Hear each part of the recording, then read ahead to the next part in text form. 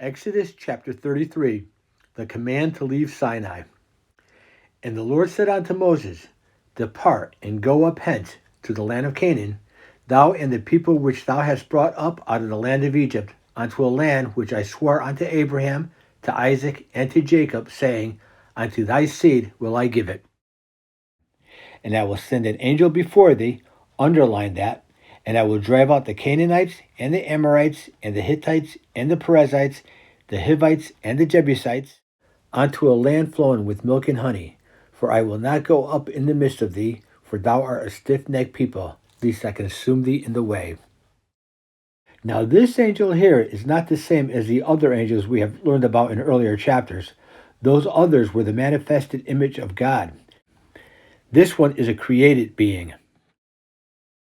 And when the people heard these evil tidings, when Moses descended from the mountain the fifth time, they mourned, and no man did put on his ornaments, because they became abhorrent to them. For the Lord had said unto Moses, Say unto the children of Israel, You are a stiff-necked people. I will come up into the midst of thee in a moment and consume thee. So earlier God was in their midst to guide and protect them, and now he's thinking of consuming them. Therefore now put off thy ornaments from thee, that I may know what to do unto thee.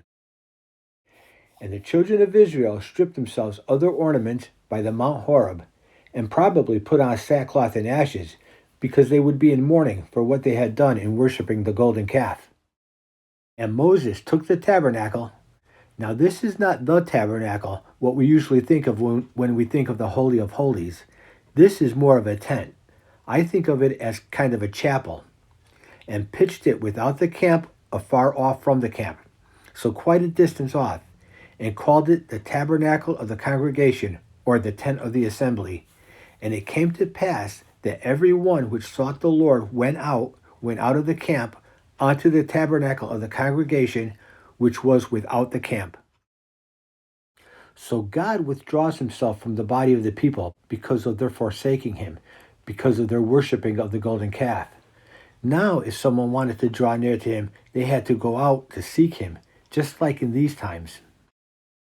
And it came to pass when Moses went out unto the tabernacle, this tent, that all the people rose up and stood every man at his tent door and looked after Moses. So they watched him leave the camp and walk off into the distance until he was gone into the tabernacle. And it came to pass, as Moses entered into the tabernacle, the cloudy pillar descended and stood at the door of the tabernacle, and the Lord talked with Moses. So we can see how much our Lord appreciated Moses. When Moses went into the tent of the assembly, the Lord would meet him there. Not so much with the rest of the people. And all the people saw the cloudy pillar stand at the tabernacle door, and all the people rose up and worshipped, every man in his tent door, afraid or ashamed to approach the Lord. And the Lord spake unto Moses face to face, not as a king to a subject, but as a man speaketh unto his friend. And he, that's Moses, turned again into the camp. But his servant Joshua, the son of Nun, a young man, departed not out of the tabernacle. No doubt our Lord has something more to tell Joshua. And Moses said unto the Lord, See, thou sayest unto me, Bring up this people, and thou hast not let me know whom thou wilt send with me. In other words, you're sending this stranger, this angel that we don't even know. Yet thou hast said, I know thee by name, and thou hast also found grace in my sight. Now therefore I pray thee, if I have found grace in thy sight, show me now thy way, or you show me the way. He's saying, please don't leave us. We want to follow you through the wilderness. And that's both a physical and spiritual wilderness.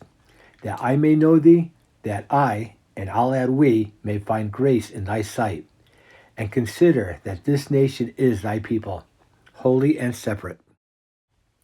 Now the next verse must be read as a question to really clarify the verses that follow. Verse 14, And he, that's God, said or asked, Shall my presence go with thee, and shall I give thee rest? And I'll add, after you rejected me as you did? And he, Moses, answered and said unto him, If thy presence go not with me, carry us not up thence. For wherein or how shall it be known here that I and thy people have found grace in thy sight? Is it not in that thou goest with us? So shall we be separated, I and thy people, from all the people that are upon the face of the earth. He's saying it's your presence in our lives that makes us separate and holy from the rest of the world. And the Lord said unto Moses, I will do this thing also that thou hast spoken, for thou hast found grace in my sight, and I know thee by name. And he, that's Moses, said, I beseech thee, show me thy glory. And he said, I will make all my goodness pass before thee, and I will proclaim the name of the Lord before thee. And we'll see this happen in the next chapter. And I will be gracious to whom I will be gracious, and will show mercy on whom I will show mercy. And of course, the ultimate mercy is salvation through our Lord Jesus Christ. And he said, Thou canst not see my face, for there shall no man see me and live. So we cannot and will not see God's full glory till we see him in heaven. But his goodness, his grace can be known to us today. And the Lord said, Behold, there is a place by me, and thou shalt stand upon a rock. Or better read, thou shalt stand upon the rock. And that rock is Jesus Christ, who sits at the right hand of our Father. And it shall come to pass, while my glory passeth by, that I will put thee in a cleft of the rock, and will cover thee with my hand while I pass by. Now, according to the commentator John Wesley, this was the rock at Horeb, out of which came the water, and which is said that this rock was a type for Christ.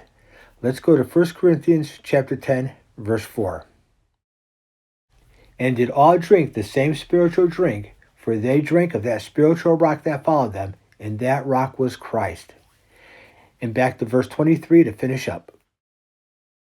And I will take away mine hand, and thou shalt see my back parts, but my face shall not be seen.